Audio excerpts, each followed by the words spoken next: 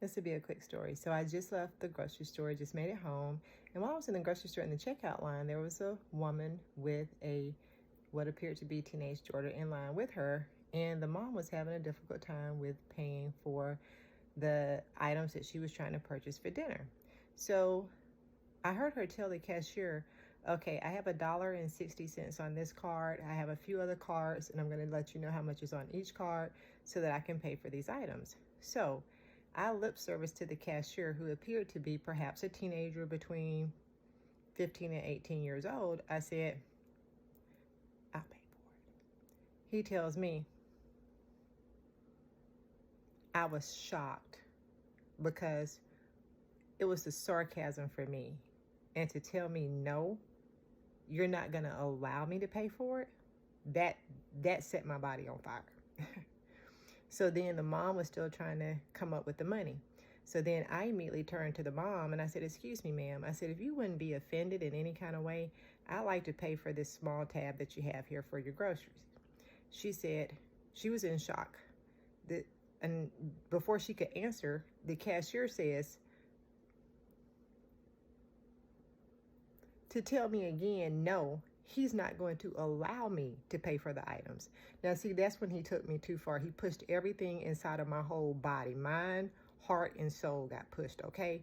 So I told him, I said, you don't make the decision on if I'm going to pay for something or not.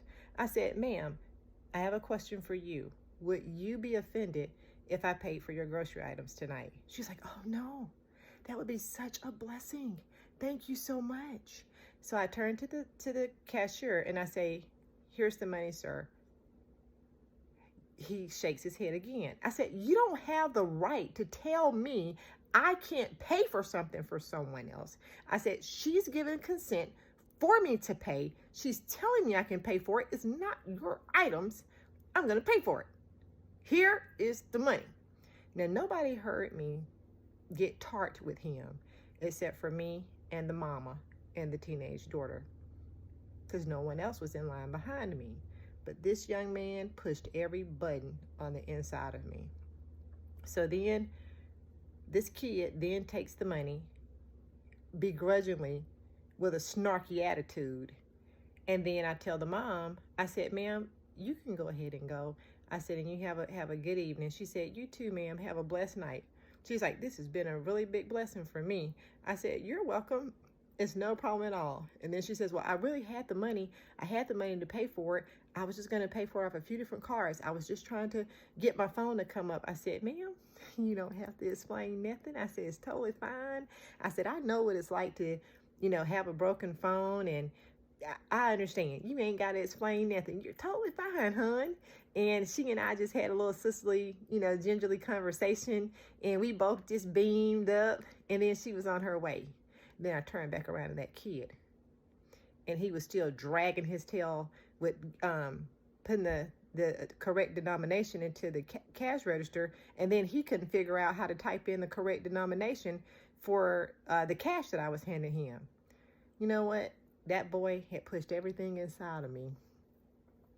Then after it was all said and done, and he finally got it figured out how to punch the correct keys and give me back my change, then he says, and you have a nice night. I gave no response because at that point, my soul was sizzling on the inside of me. I was ticked. I just didn't like what happened, how I was treated and how the woman was treated, because I don't know what his motive was or why he was behaving like that, but I just didn't like it.